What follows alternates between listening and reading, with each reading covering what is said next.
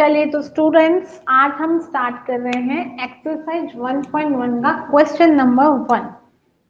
वो क्या कहता है क्वेश्चन कि आपको 135 और 225 का HCF निकालना है। ठीक है, HCF निकालना तो कोई बहुत बड़ी बात है नहीं, बट यहां पे एक बात है, using Euclid lemma. Euclid lemma तो मैंने यूक्लिड लेमा आपको बताया था लास्ट वीडियो में कि यूक्लिड लेमा में क्या था। सोल्यूशन स्टार्ट करें तो आपको बेटा मैं स्टार्टिंग से आपको उसी तरीके से बताऊंगी जिस तरीके से आपको बोर्ड में क्वेश्चन अटेम्प्ट करना है। ओके, तो सबसे पहले हम क्या देखेंगे, हम सबसे पहले देखेंगे कि पहली कंडीशन कि 225 इज ग्रेटर देन 135। क्या एक नंबर किसी दूसरे नंबर से बड़ा है? यस, बड़ा है। So we apply Euclid division lemma। अगर एक नंबर दूसरे नंबर से बड़ा है तो we can apply the Euclid division lemma by, या फिर बोले according to Euclid division lemma we know, हम क्या जानते हैं, we know A is equals to BQ plus R, where R should be greater than or equals to 0 but less than B। ये condition तो बहुत ज्यादा इंपॉर्टेंट है ना, इसे मत भूल जाना। ये किया हमें, यहां तक समझ में आया हमको? ठीक है, हमें यहां तक तो समझ में आ गया। अभी क्या समझना है ये देखिएगा। अब वही जो छोटा नंबर है उसी को क्या मानेंगे हम, डिविजर, और जो बड़ा नंबर है उसे क्या मानेंगे, डिविडेंट। तो यहाँ पे ए क्या है, यहाँ पे हमारे लिए ए क्या है, हमारे लिए यहाँ पे 225 और बी क्या है हमारे लिए यहाँ पे 135। ठीक है, बगल में एक लाइन खींचेंगे और वहां आप करेंगे 135 को फर्स्ट डिवाइड करेंगे 225 से, तो 135 बन जा 135 और 2 जा 270, वो तो इससे बड़ा हो गया तो हम 1 जा से ही काम चला लेंगे। 1 जा, ओके, यहाँ समझ में आया? भाई माइनस करना तो आता ही होगा ना, ऑफ कोर्स आता है मैम, इसमें नई बात क्या, इतने भी पुराने नहीं हुए हम लोग, है ना। चलो, तो इसको स्टेप 1 के थ्रू हम लिखते हैं। स्टेप 1 क्या हुआ, इसी फॉर्म में लिखेंगे, इसी वाले फॉर्म में स्टेप 1 में। तो हम लिखेंगे 225 इक्वल्स टू BQ, मतलब 135 इंटू 1 प्लस 90। यहाँ पे R क्या हुआ, 90। क्या 90 जीरो के बराबर है? नहीं। और नेक्स्ट स्टेप भी फर्दर प्रोसीड करेंगे। तो हम क्या करेंगे, अब जो रिमाइंडर, ये बात बहुत समझने की बात है, वो समझिएगा। ये जो रिमाइंडर है ना, देखिएगा, थोड़ा सा पास लेके आएंगे हम। ये जो रिमाइंडर है ना बेटा, ये रिमाइंडर तो नेक्स्ट स्टेप में क्या बन जाता है आपका, डिविजर। और पहले वाला डिविजर जो होता है वो बन जाता है आपका डिविडेंड। 90 बन जा 90, 19 टू जा 90 टू जा 180, वो तो बहुत ज्यादा हो गया, तो 1 जा से फिर काम चलाना पड़ेगा। ओ गॉड, ये 1 वाले बहुत ज्यादा आ रहे हैं ना, चलो कोई नहीं, आने दो ना उन्हें यार।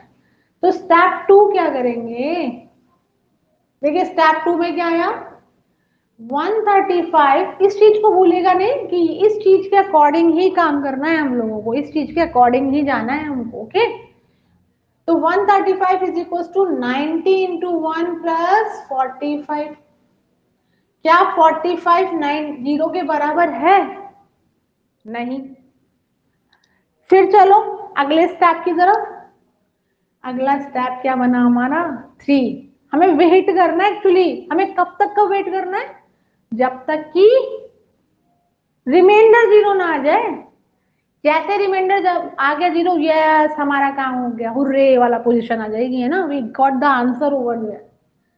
अब स्टेप 3 आगे बढ़ेंगे। तो मैंने बताया था अभी कि जो रिमाइंडर होता है वो तो डिविजर बन जाएगा और पहले वाला डिविजर जो था वो डिविडेंड बन जाएगा।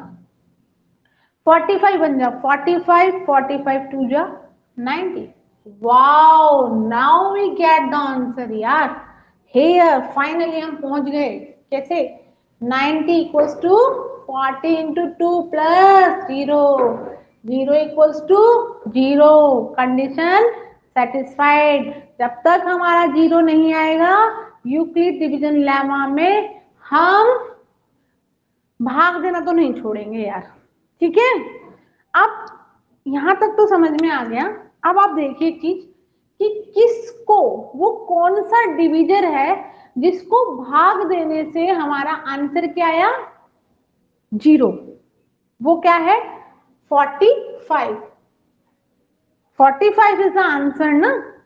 45 एक वो वैल्यू है ना जिसको हमने 90 से डिवाइड किया, then we got the remainder 0। तो मान कौन हुआ? 45। तो हम क्या बोलेंगे?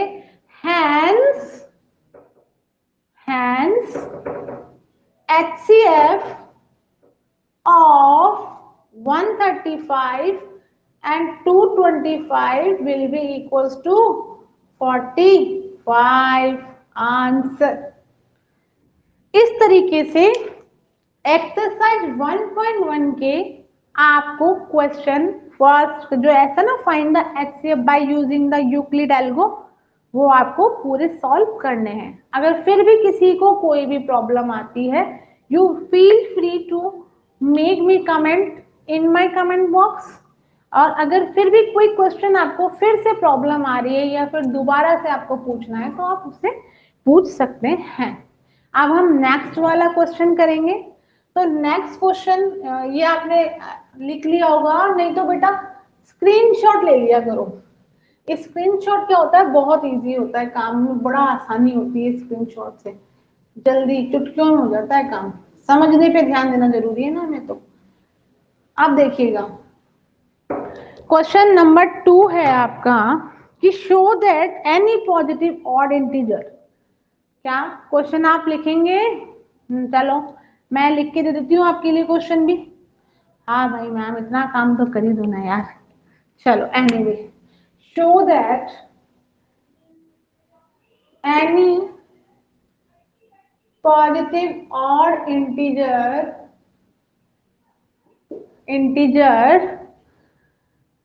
is the form of is in the form of 6q plus 1, 6q plus 3 or 6q plus 5 for yes, where q is some integer, q is some integers। तो सबसे पहले क्वेश्चन नंबर 2 है आपका एक्सरसाइज 1.1 का ये। तो सबसे पहले बेटा करना क्या है आपको? हम सबसे पहले सोचेंगे, हमारा सोचना स्टार्ट हो गया। हम सोचना क्या शुरू करेंगे? हम बोलेंगे लेट ए कोई क्या है? एक पॉजिटिव इंटीजर। ए क्या है? कोई एक पॉजिटिव इंटीजर। सोल्यूशन शुरू कर दे। लेट ए क्या है? एक पॉजिटिव इंटीजर। और इस वाले केस में b क्या होगा? 6। b, अब b6 कैसे आया बताऊं मैं कैसे आया? ऐसे आया कि क्वेश्चन में दे रखा है ना 6q plus 1, 6q plus 1, 6q plus 3 plus 5। तो ये a b q plus r, a b q plus r वाला केस आ रहा है कि नहीं आ रहा? तो उसके केस में b क्या आ रहा है? 1, 6। b का क्या आ रहा है यहाँ पे? 6। इतना समझ में आया? b की वैल्यू क्या हो गई? तो हम बोलेंगे फॉर, नहीं not for, by Euclid algorithm a is equals to b q plus r. Yes, हुआ कि नहीं हुआ? तो और एक कंडीशन में जीरो, आर क्या था कि 0 से बड़ा लेकिन b से छोटा, तो इस केस में r क्या क्या बन सकता है? सो r इक्वल्स टू 0 1 2 3 4 एंड 5। मतलब r की वैल्यू या तो 0 हो सकती है या 5 तक कुछ भी हो सकती है। तो इस हिसाब से तो therefore a is equal to क्या क्या बना 6q plus 1, a is equal to bq plus r 0 हुआ तो क्या बना 6q, r bq plus r यहाँ 1, फिर r को हम 2 रखेंगे, फिर क्या रखेंगे 3 रखेंगे, फिर क्या रखेंगे 4 रखेंगे, फिर क्या रखेंगे 5। इसका मतलब a की वैल्यू हमारे पास ये हो सकती है, इतनी सारी वैल्यू हमारे पास आ सकती हैं। इतना समझ में आया बेटा? चलो अब हमें करना क्या है, इसे शो क्या करना है कि कोई भी पॉजिटिव ऑड इंटीजर इसके फॉर्म में हो सकता है। तो सबसे पहले हम पहली कंडीशन लेके चलेंगे। हम पहली कंडीशन क्या लेके चलेंगे कि let a is equal to 6q। a क्या है 6q, आ रहा है समझ में? a क्या बना हमारा 6q, और जैसे ही 6q बना हम क्या बोलेंगे, क्या बोलेंगे हम कि भाई a किससे, so it can be divided by 2। ये क्या हो सकता है 2 से डिवाइड हो सकता है, ठीक है। और जब ये 2 से डिवाइड हो सकता है पूरा पूरा डिवाइड है तो number can be positive, even और ऑड इंटीजर। ये भी कंफर्म है भाई। 6q अगर q1 है तो 6 हुआ, 6 भी 2 से डिवाइड हो रहा है, 6q में q2 हुआ तो 12 भी 2 से डिवाइड हो रहा है। तो 6q की फॉर्म में जैसे ही आएगा ये, वैसे क्या हो जाएगा, हम उसको साफ साफ क्या कहेंगे कि ये नंबर किससे डिवाइड हो रहा है 2 से पूरा पूरा डिवाइड हो सकता है। तो अगर एक वाली कंडीशन हमने प्रूफ कर दी तो दूसरी कंडीशन भी आप प्रूव कर सकेंगे, कर सकते हैं ना। तो हम क्या बोलेंगे, so we can say that any positive or integer is in form of, बस वो जो क्वेश्चन लिखा है ना सेम ऐसा कैसा +1 6q प्लस 3 और 6q plus 5 for where q is the integer. q क्या है, कोई इंटीजर। समझ में आया ये क्वेश्चन, समझ में आया आप लोगों को? आई होप समझ में आ गया होगा। नहीं आया तो कोई बात नहीं, मैं दोबारा समझाती हूँ। देखो क्वेश्चन बोला हुआ है कि कोई भी एक पॉजिटिव इंटीजर है, फिर एक कंडीशन आपको सॉर्ट आउट करके इसकी बता दी है। तो ये case b q plus r, क्योंकि अब सब कुछ जो हम कर रहे हैं वो यूक्लिड डिवीजन लेमा पे ही कर रहे हैं। तो यहाँ पे b क्या है 6, जैसे ही पता चला b 6 है तो हमने r वाली कंडीशन भी सॉर्ट आउट कर दी कि r क्या होना चाहिए 0 से बड़ा या 0 के बराबर या b से छोटा होना चाहिए। तो इस हिसाब से तो r की वैल्यू ये होनी चाहिए और फिकोर्स आने चाहिए ना। तो हमने बोला अगर r की वैल्यू ये है तो हमने क्या किया, जो गिवन इक्वेशन है ना 6q प्लस ये वाला पोजीशन, इसमें हमने हर r की वैल्यू पुट की है। यहाँ पे देखो 6q plus 0 6q, 6q plus 1 6q plus 1 plus 2 and so on. फिर हमने पहला स्टेप उठाया फर्स्ट कंडीशन के लिए, इसके लिए कि मान लेते हैं कि a is equal to 6q है, मतलब रिमाइंडर 0 यहाँ पर है। तो इस टाइप का कोई भी नंबर जो होगा जो 6 का मल्टीपल हो रहा है ना, क्योंकि इसको हम ऐसे लिख सकते हैं ना 2 इंटू 3q, तो ये 2 का मल्टीपल है ना, जो भी कर लो तो 2 से तो डिवाइड होने वाला है, कंफर्म है। तो इसका मतलब ये पूरा पूरा 2 से डिवाइड होगा, और ये 2 से डिवाइड हो रहा है, और ये हम पहले मान चुके तो ये क्या है पॉजिटिव और इंटीजर। तो हेंस जो ऊपर लिखा था सेम क्वेश्चन नीचे आया, हेंस प्रूव्ड। हमारा क्वेश्चन नंबर 2 भी कंप्लीट हो गया इसी तरीके से। आई होप आपको समझ में आया होगा। इसी तरीके से क्वेश्चन नंबर 3 की बात करते हैं, इसे लिख लीजिएगा। जैसे क्वेश्चन नंबर 3 की बात करेंगे तो उसमें हमें कहाँ लेके चले गए, आर्मी वाले कंटेनमेंट में। वहां पे कुछ ऐसे क्वेश्चन है, माना एग्जाम्पल मतलब दिया हुआ है कि एक 616 616 मेंबर्स हैं आपके पास में, आपके पास में नहीं है, आर्मी के पास में है। ठीक है, तो पहले क्वेश्चन लिख लेते हैं। An army contingent of 616 members, an army contingent of 616 members, कितने मेंबर है, 616, is to be march, is to be march behind, march behind an army band of 32 members, an army band of 32 members। मतलब ये कहना चाह रहे हैं 616 किसी army contingent में नंबर है और 32 बैंड है, किसी परेड में वो क्या करना चाह रहे हैं, उसके पीछे मार्च करना चाह रहे हैं। The two groups are to be marched, the two groups are to be marched, to be march, मतलब कोई दो ग्रुप है जो मार्च कर रहे हैं in the same number of column, in the same number of column. Question देखो कितना बड़ा है ना, बट एक्चुअली क्वेश्चन ही बड़ा है, आंसर नहीं पड़ा है। What is the maximum, what is the maximum number of column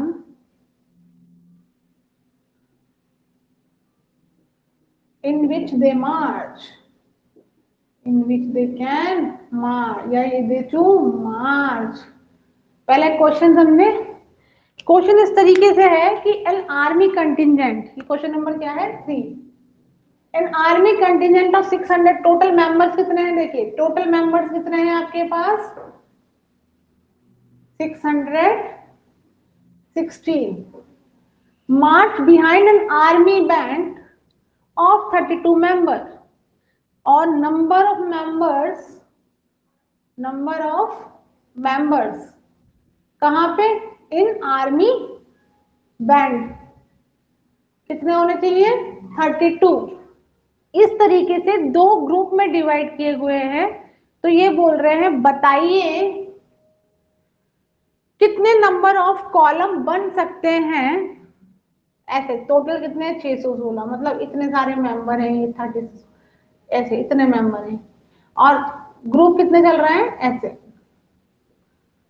इस तरीके से 32 के हिसाब से चल रहे हैं। तो फर्स्ट ये है, सेकंड ये, तो ये पूछ रहा है ये कितने आएंगे, ये पूछ रहा है। क्वेश्चन समझ में आया।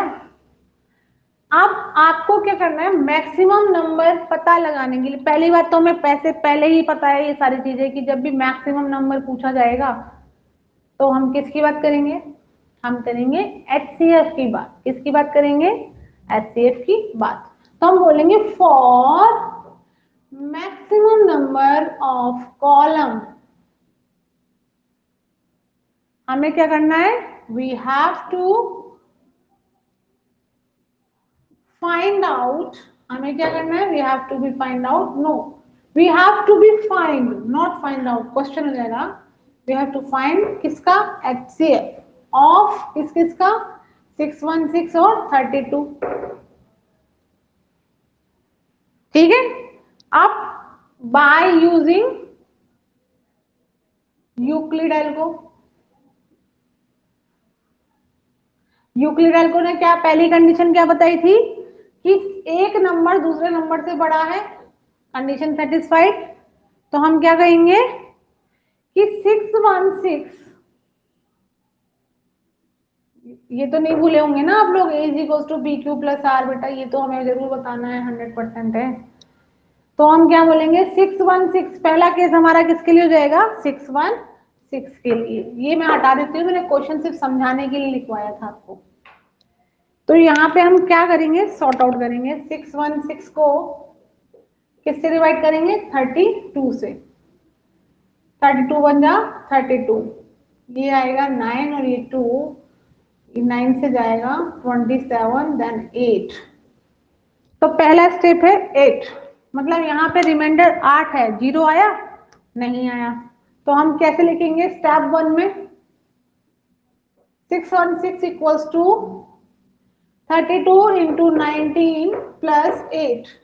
क्या यहाँ पे 8 0 के बराबर है नहीं, तो हमें अगले स्टेप पे जाना होगा। और अगला स्टेप क्या बोलता है कि जो रिमाइंडर आया वो डिविजर बना और जो पहले वाला डिविजर था वो क्या बन गया डिविडेंड। अब 0 आ गया, मतलब ये क्वेश्चन तो 2 ही स्टेप में कन्वर्ट हो गया। तो आया 32 इक्वल्स टू 8 इंटू 4 प्लस 0। क्या यहाँ पे 0 इक्वल्स टू 0, यस रिमाइंडर क्या हो गया 0। सो मैंने आपको बताया था कि जो नंबर जिसको डिवाइड करने से, जिस भी नंबर को डिवाइड करने से रिमाइंडर 0 आ जाता है ना, वो क्या होता है आंसर। सो HCF ऑफ 616 और 32 क्या हो गया 8। तो 8 देन आप लिखेंगे, देखिए आप then 8 will be the maximum number of column. ये आपको क्या शो करना पड़ेगा, मैं जैसे जैसे आपको करा रही हूँ ना बेटा उसी तरीके से करते जाइए, डेफिनेटली आप मैथ में बहुत अच्छे से स्कोर कर लेंगे, नो डाउट। ठीक है, तो जैसे बस जिस तरीके से आपको कराया जा रहा है उस तरीके से आप कराते करते जाइए इस चीज को, कि आपको समझ में आना चाहिए।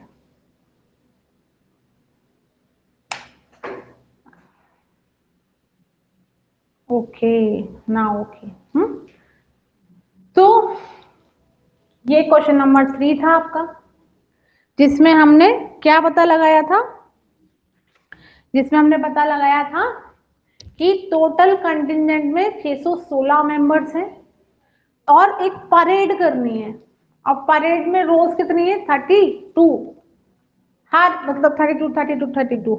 तो ऐसे कितने कॉलम बन सकते हैं, तो ऐसे कॉलम बन सकते हैं मैक्सिमम कॉलम, ज्यादा से ज्यादा कितने बन सकते हैं, मैक्सिमम कॉलम निकालने के लिए हमें क्या किया, हमने उसका HCF निकाला।